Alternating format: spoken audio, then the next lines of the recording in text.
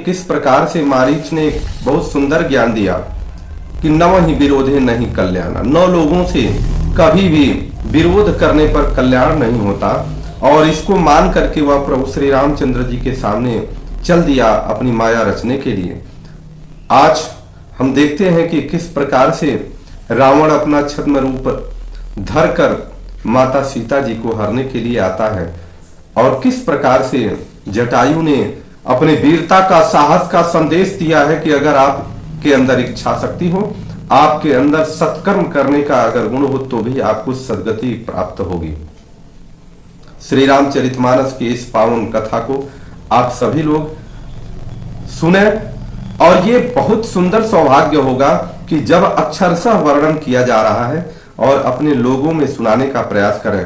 लोग नियमित एक एक कड़ी को, एक एक भाग को अगर सुनेंगे तो पूरा का पूरा श्री रामचरितमानस वो जान पाएंगे कि कहां पर क्या लिखा हुआ है और किस प्रकार से हमें जीवन जीने का ज्ञान भी दिया हुआ है। आइए, गोस्वामी जी लिखते हैं कि तेहि वन निकट दसानन गयऊं, तब मारीच कपट मृग भयऊं, अति विचित्र कछु वरनी न जाई, कनक देह मनि रचित बनाई। अब मारीच पहुंच गया है वहां पर, और क्या कर दिया, कह रहे हैं गोस्वामी जी कि जब रावण उस वन के निकट पहुंचा तब मारीच कपट मृग बन गया। उस वन का अर्थ है कि जिस वन में माता सीता जी, प्रभु श्री रामचंद्र जी और लक्ष्मण जी रहते थे। मारीच का रूप विचित्र था, कुछ उसका वर्णन नहीं किया जा सकता। सोने का शरीर मड़ियों से जड़कर बनाया हुआ था। स्पष्ट है, संदेश है कि क्या कोई जीव सोने का शरीर लिए हो सकता है, परंतु नहीं, प्रभु ने लीला किया है और पूरी दुनिया को संदेश दिया है कि किस प्रकार से आपको सुंदर शरीर के रूप में, किस प्रकार से आपको सोने का लालच दिखा करके ठगने का काम करेंगे और आप ठगाइएगा नहीं। यही प्रभु ने संदेश दिया है। सीता परम रुचिर मृग देखा, अंग अंग सुमनोहर वेशा, सुनहु देव रघुबीर कृपाला, एहि मृग करयति सुंदर छाला। सीता जी ने जब उस परम सुंदर मृग को देखा, हिरण को देखा, जिसके अंग अंग की छटा अत्यंत मनोहर थी, उन्होंने प्रभु श्री रामचंद्र जी से कहा, हे देव, हे कृपालु रघुवीर, सुनिए, इस मृग की छाल बहुत सुंदर है। सत्य संध प्रभु बधि करिए, आनहु चर्म कहति वै देहि, तब रघुपति जानत सब कारण, उठे हरसि सुर काजू समारन। जानकी जी ने कहा, हे सत्य प्रतिज्ञ प्रभु, इसको मारकर इसका चमड़ा ला दीजिए। तब श्री रघुनाथ जी, चूंकि वो सारे कारण को जानते हैं और जान रहे थे, परंतु देवताओं के कार्य को सिद्ध करने के लिए वह हर्षित होकर के उठे और चल दिए। मृग विलो की कटि परिकर बाधा, कर तल चाप रुचिर सर साधा। हिरण को देखकर श्री राम जी ने कमर में फेंटा बांधा और हाथ में धनुष लेकर उस पर सुंदर बाण चढ़ाया, और ज्यों बाण चढ़ाया तो प्रभु लक्ष्मण ही कहा समुझाई, फिरत विपिन निशिचर बहु भाई। फिर प्रभु ने लक्ष्मण जी को समझा कर कहा, हे भाई, वन में बहुत राक्षस फिरते हैं, बहुत राक्षस घूमते रहते हैं। सीता केरी करें रखवारी, बुद्धि विवेक बल समय विचारी। कहे प्रभु कि तुम बुद्धि और विवेक के द्वारा, बल और समय का विचार करके सीता जी की रखवाली करना। प्रभु बिलो की चला मृग भाजी, धाय राम सरासन साजी। श्री रामचंद्र जी को मृग देख करके और भाग चला वहां पर। श्री रामचंद्र जी भी धनुष बाण चढ़ाकर उसके पीछे दौड़ पड़े। कितनी सुंदर बात है। निगम नेति शिव ध्यान न पावा, माया मृग पाछे सो धावा। वेद जिनके विषय में नेति नेति कहकर रह जाते हैं और शिव जी भी जिन्हें ध्यान में नहीं पाते हैं, वे प्रभु श्री रामचंद्र जी माया से बने हुए मृग के पीछे दौड़ पड़े। कबहु निकट पुनि दूरी पराई, कबहु क प्रगटई कबहु छपाई। वह कभी निकट आ जाता है तो कभी दूर चला जाता है, कभी प्रकट होता है तो कभी छिप जाता है, दिखाई ही नहीं देता है। प्रगटत दूरत करत छल भूरी, एहि विधि प्रभु गयऊ लय दूरी। तब तक राम कठिन सर मारा, धरनी पर्यों करी घोर पुकारा। इस प्रकार प्रकट होता और छिपता हुआ तथा बहुतेरे छल करता हुआ वह प्रभु को दूर लेकर के चला गया। तब श्री रामचंद्र जी ने उसे देखकर निशाना साध करके कठोर बाण मारा। वह घोर शब्द करके पृथ्वी पर गिर पड़ा, और घोर शब्द करते समय उसने सबसे पहले किसका नाम लिया? क्योंकि ये तो रचना थी रावण की कि किस प्रकार से हमें राम को दूर करना है सीता जी से, तो वह सबसे पहले लक्ष्मण जी का नाम लेता है। लक्ष्मण कर प्रथम ही लय नामा, पाछे सुमिर से मन महु रामा। पहले लक्ष्मण जी का नाम लेकर उसने पीछे मन में श्री राम जी का स्मरण करता है। लक्ष्मण जी का नाम उसने इसलिए लिया कि जब तेज से लक्ष्मण का नाम चिल्लाएंगे तो वहां पर सीता को एक आभास होगा कि प्रभु राम संकट में फंसे हुए हैं, लक्ष्मण को पुकार रहे हैं, और ये भाव समाज में जाएगा। यह प्रभु की लीला कितनी सुंदर लीला है। समाज को किस प्रकार से संदेश जाना चाहिए, प्रभु इस प्रकार की लीला करते हैं कि जब कोई व्यक्ति विकट और संपत्ति विकटता में पड़ता है, दुख में पड़ता है, तो वह अपने भाई को पुकारता है और भाई उसे बचाने के लिए किसी भी अवस्था में जाता ही है। आज कलयुग में सब कुछ उल्टा होता जा रहा है, यह दुर्भाग्य है। प्राण तजय प्रगट सी निज देहा, सुमिर सी राम समेत सनेहा। प्राण त्याग करते समय उसने अपना राक्षसी शरीर प्रकट कर दिया, प्रेम सहित श्री राम जी का स्मरण किया। अंतर प्रेम तासु पहिचाना, मुनि दुर्लभ गति दीन ही सुजाना। सुजान अर्थात सर्वज्ञ श्री रामचंद्र जी ने उसके हृदय के प्रेम को पहचान कर उसे वह गति दी जो मुनि को भी दुर्लभ होती। क्यों? क्योंकि वह हृदय में लेकर ही आया था। वो जानता था कि मैं मारा जाऊंगा, और वो प्रभु है, लेकर ही आया था कि मेरी सदगति होगी। अर्थात उसका प्रभु श्री राम जी के प्रति स्नेह था, प्रेम था, समर्पण था, भक्ति था। विपुल सुमन सुरवर सही, गावही प्रभु गुण गात। अनिज पद दीन है असुर कहूं, दीन बंधु रघुनाथ। देवता बहुत से फूल बरसा रहे हैं और प्रभु के गुणों की गाथाएं गा रहे हैं। श्री रघुनाथ जी ऐसे दीन बंधु हैं कि उन्होंने असुर को भी अपना परम पद दे दिया। खलबधि तुरत फिरे रघुबीरा, सोह चाप कर कटि तू नीरा। आरत गिरा सुनी जब सीता, कलक्ष्मण सन परम सभीता। दुष्ट मारीच को मारकर श्री रघुवीर जी तुरंत दौड़ पड़े। हाथ में धनुष और कमर में तर्क शोभा दे रहा है। इधर जब सीता जी दुख भरी बाणी सुनती हैं, हा लक्ष्मण सुनी, तो वह बहुत ही भयभीत होकर लक्ष्मण जी से कहने लगी। देखिए, फिर से मैं सबके संज्ञान में लाना चाहता हूं कि यह प्रभु की लीला चल रही है, क्योंकि प्रभु ने पहले ही माता सीता जी को बता दिया है। जाऊ वेगी संकट अति भ्राता, लक्ष्मण बिहसी कहा सुनो भ्राता। माता सीता जी कहती है कि तुम शीघ्र जाओ, तुम्हारे भ्राता के ऊपर कोई संकट आ गया है। लक्ष्मण जी मुस्कुरा करके बोलते हैं कि हे माता सुनिए, भ्रिकुटी विलास सृष्टि लय होई, सपने हूं संकट पर ही की सोई। जिसके भ्रिकुटी मात्र के टेढ़ा कर देने से पूरे सृष्टि का प्रलय हो जाता हो, क्या उसके ऊपर कोई संकट आ सकता है? लक्ष्मण जी तो जान रहे हैं कि संकट प्रभु के ऊपर आ ही नहीं सकता। मरम बचन जब सीता बोला, हरि प्रेरित लक्ष्मण मन डोला। इस पर जब सीता जी ने कुछ दुख भरे और हृदय में चुभने वाली बातें कह दी, तब भगवान की प्रेरणा से लक्ष्मण जी का मन भी चंचल हो गया। बन दिसी देव सौंपी सब काहू, चले जहां रावण ससिराहू। वे श्री सीता जी को वन और देवताओं को सौंप कर वहां चल दिए जहां रावण रूपी चंद्रमा के लिए राहु रूप श्री राम जी थे। सुन बीच दस कंधर देखा, आवा निकट जति कै वेसा। जाके डर सुर डराही, निसिन नींद दिन अन्न न खाही।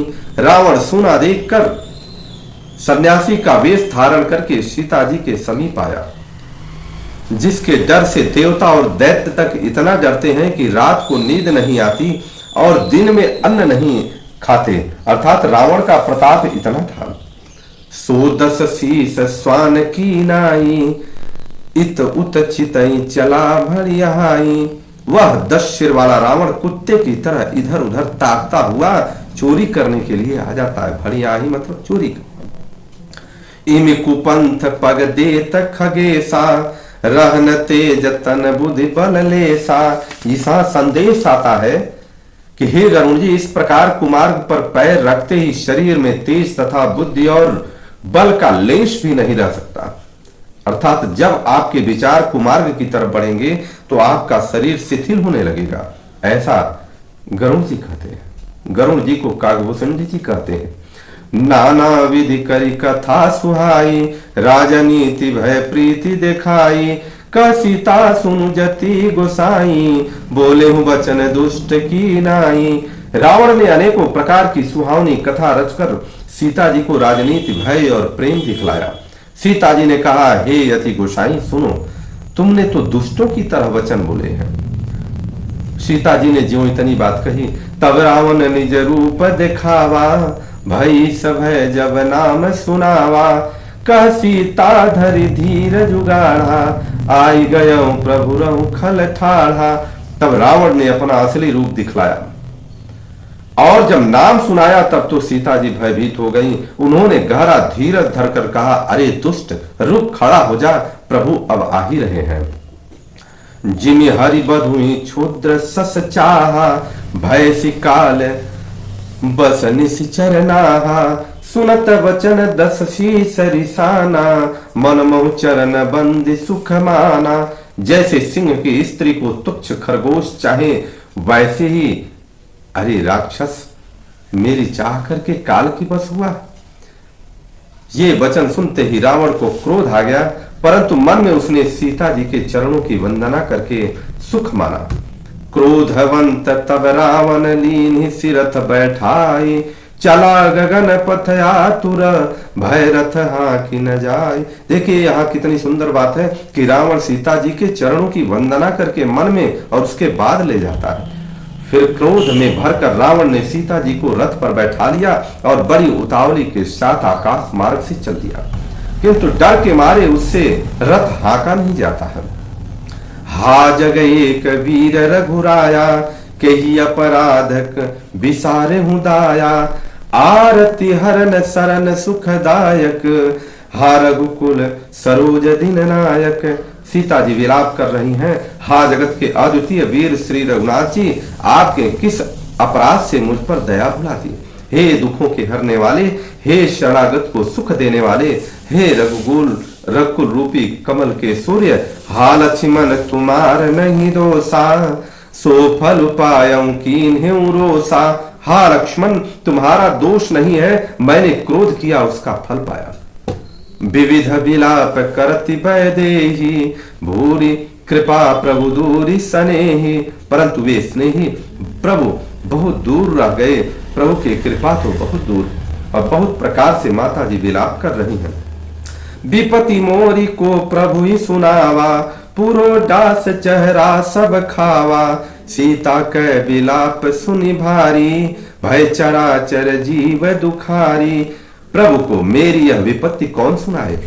यज्ञ के अन्न को गदहा खाना चाहता है। सीता जी का भारी विलाप सुनकर जड़ चेतन सभी देव दुखी हो गए।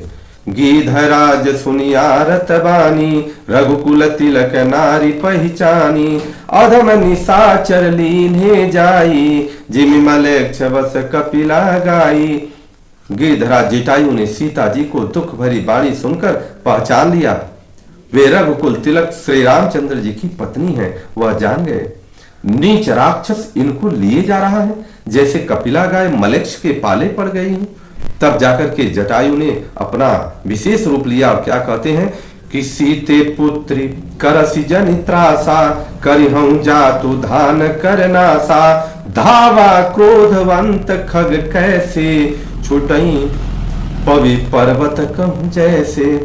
हे सीते पुत्री, भय मत कर, मैं इस राक्षस का नाश करूंगा। यह पक्षी क्रोध में भरकर कैसे दौड़ा, जैसे पर्वत की ओर वज्र दौड़ता है।